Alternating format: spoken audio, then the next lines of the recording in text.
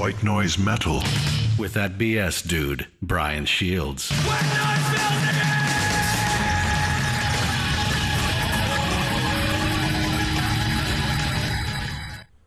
1991's release of Blind by Corrosion of Conformity marked an important turning point in the history of heavy metal, and in many ways, I think, presaged the metalcore revolution of this century. Welcome to White Noise Metal. I'm that BS dude, Brian Shields, now back here in San Francisco after a trip to North Carolina to witness some heavy metal history.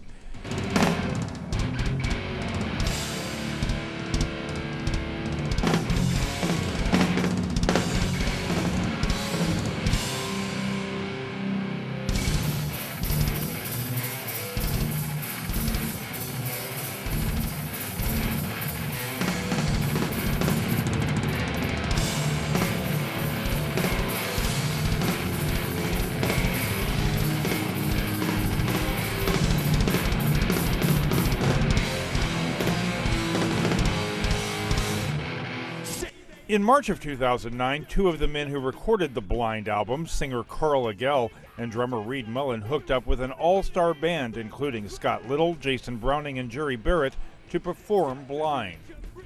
I traveled to Wilmington and to Raleigh, North Carolina to document this show and to talk to Carl Agell about some of the thoughts and philosophies behind Blind. And over the next hour or so, we'll hear what he had to say and listen to quite a bit of the performance. I was born in a choice.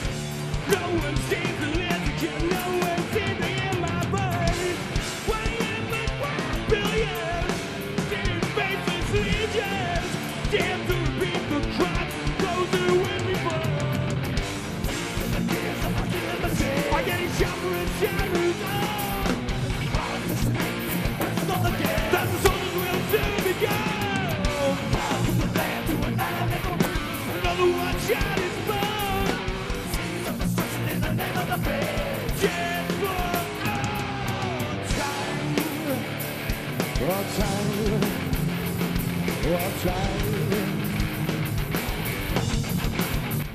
Before this record, COC was more or less a straight-up hardcore band. Blind brought in some new personnel, a new bass player, Phil Swisher, replacing Mike Dean, and Carl Agell, a new singer who was a longtime fan of COC. Together, they took the power and aggression of heavy metal and married it with the energy and left-leaning politics of punk.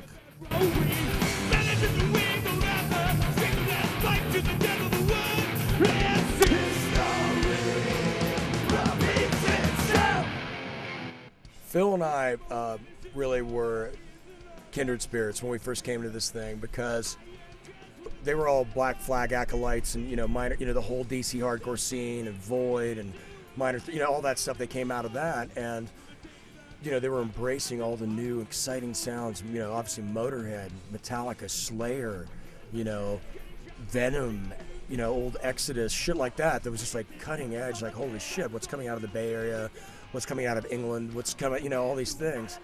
And, the whole new wave of British heavy metal thing that even Metallica had latched onto. But there was that whole thing that was, I was on the same parallel wave before I was in the band, where I had long hair as a hardcore punk guy way before 1985, and I was like, the whole tribalism began to break down, where it wasn't just a haircut versus a haircut, it became more about the excitement of the music. And to me, it was this raw power of heavy metal combined with just the sheer aggression and angst that was built into the hardcore scene, and it was this beautiful pairing that somehow worked. Years after first seeing COC perform live, Carl saw an ad from the band looking for a singer, the ad in the Village Voice.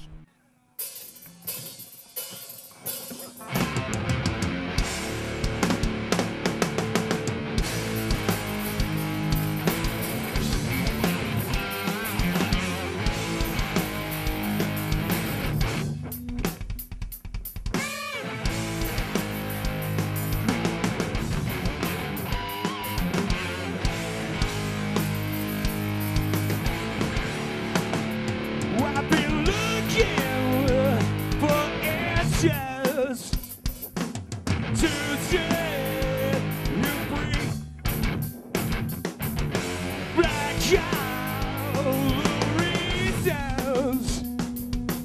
you gave to me.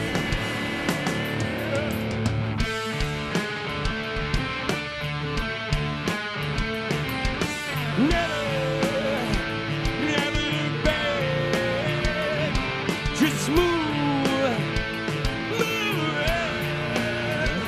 You were lucky friends. You could be dead.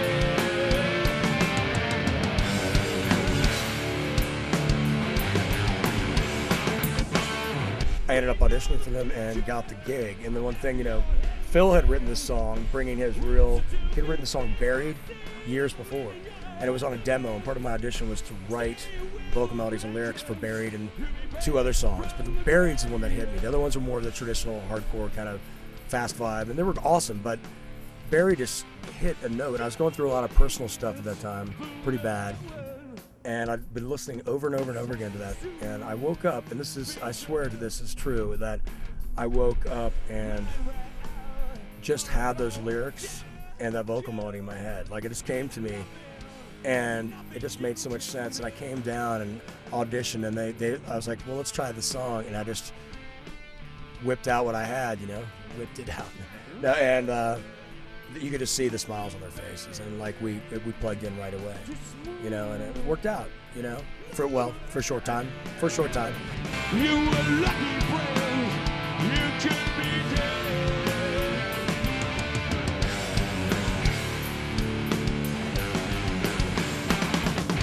Now you live with a burden, the rest upon your mind. You were lying to yourself, well afraid of what you find. Say you with a vengeance, you'll be back from the grave. You wait a long, long time for your mother say.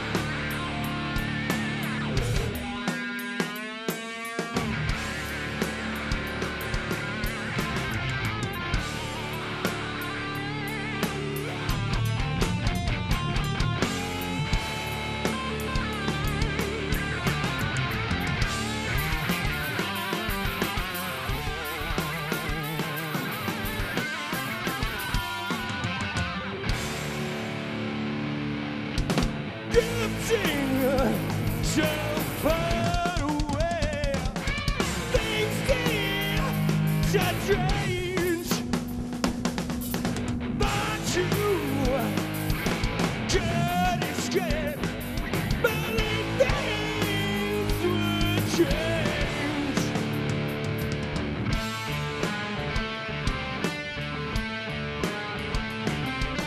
Never look back. Just move, you will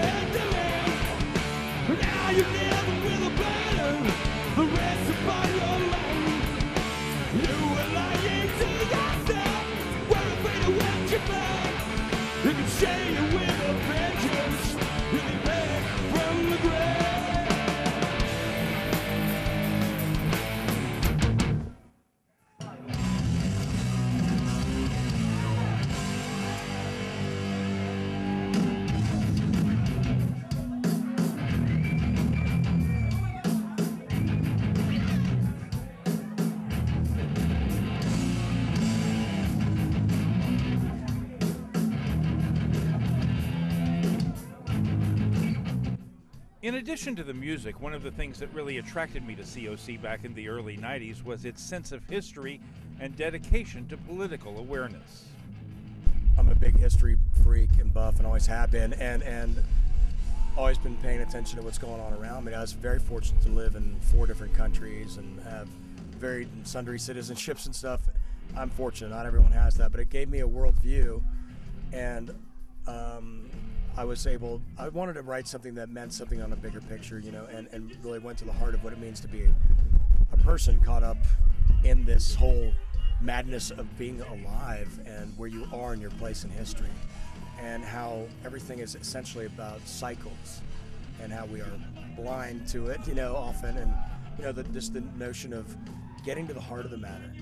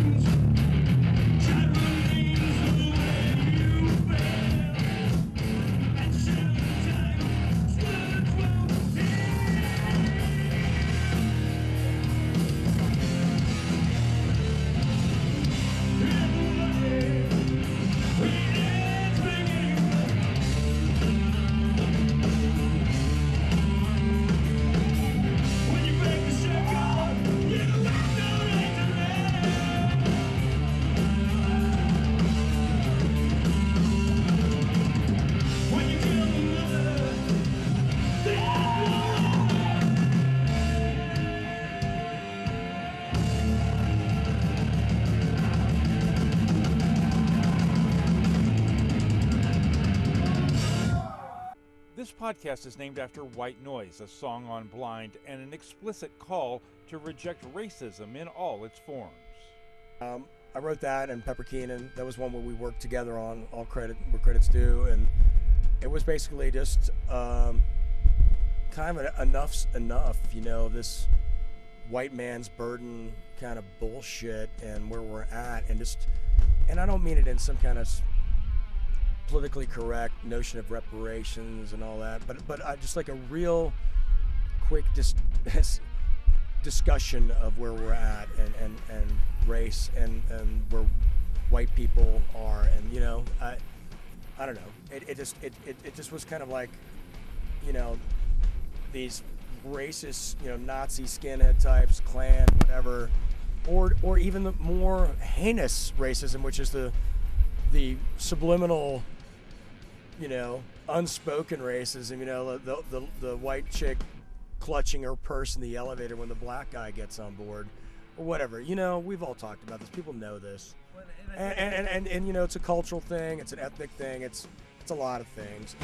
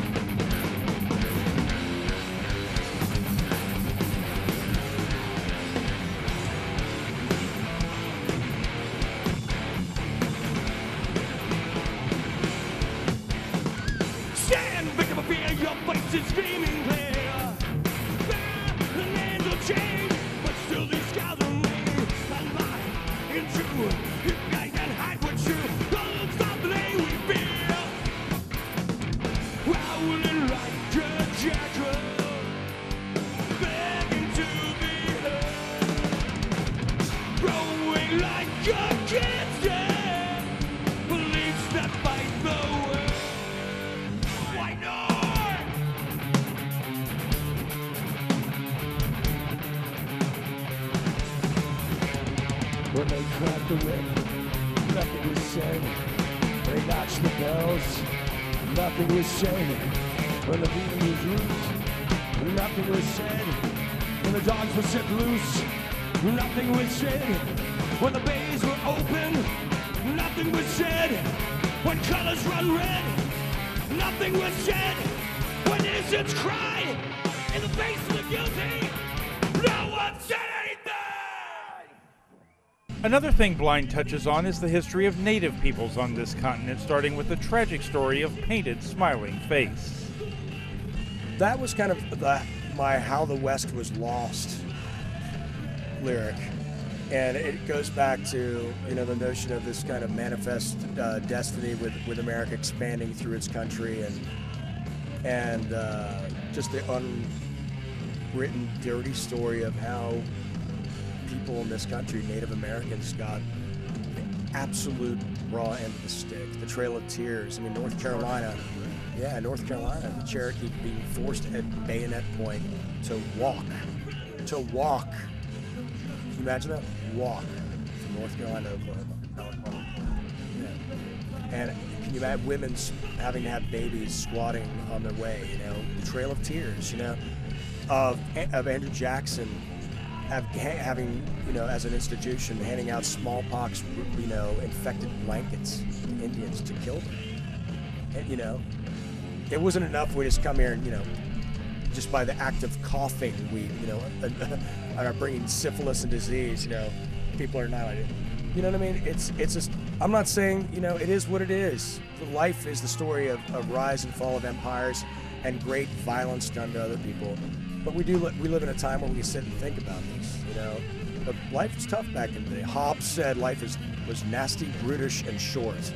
So we live in a better time than we've ever lived in. But I think what we need to do is take stock of where we're at and just try to do better. That's all this is about. I think we can do. It's a very uplifting, hopeful thing. I think.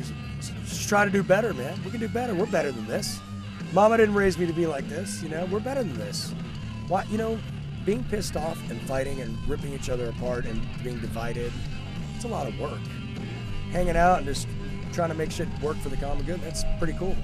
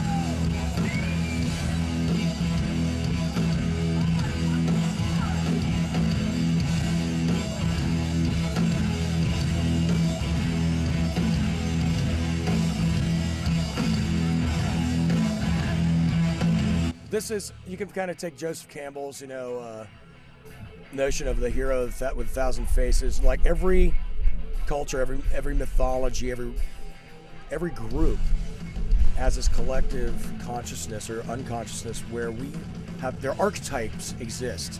Why do Yanomami tribesmen have the same god that ancient Greeks do or Vikings do? Why is there always somebody that fills the role of the huntress or the god or the vengeful, the Loki character or the Satan? And it's all a rewrite. You look at, for what the Greco-Roman mythology,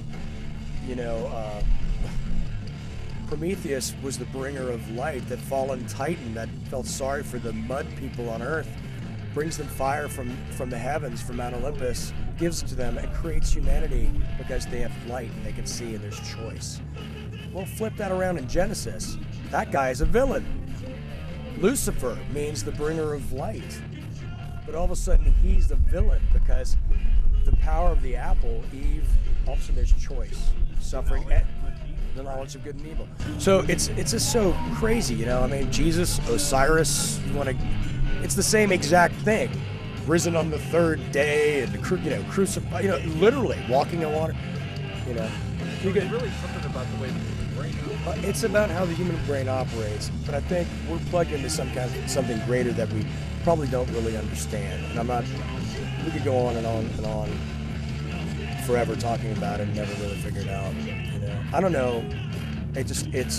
But I'll say one thing. It's interesting how everyone across the board believes that the last world was destroyed by flood. And whether you're Hopi, which is the great purification comes from, or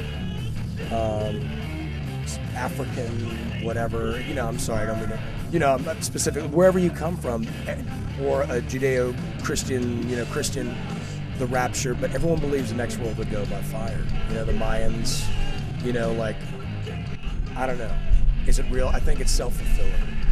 I think it comes back to choice.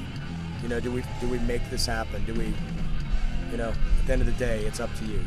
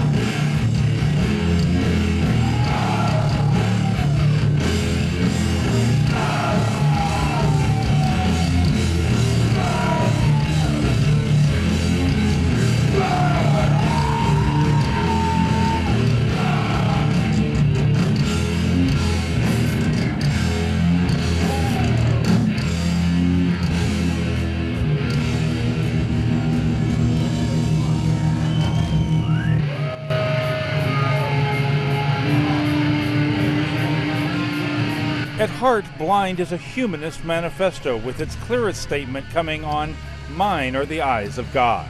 We've wasted so much time, and history is written by the conquerors, by the victors.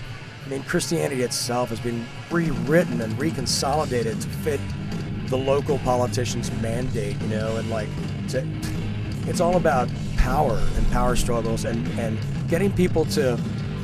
The greatest way to control people is for them to internalize it. You need no chain, it's in our brain, right? That's the whole Dance of the Dead concept, is that we, like Crass said, Big Brother's not watching you, you're watching Big Brother, and you're internalizing it. Whether you're television and your media, you are limiting yourself. You are imposing these sanctions. You are classifying and pacifying yourself, and falling into line, and that's the old divide and conquer thing. That's how you keep people confused, separated, and you can control them and profit off of them.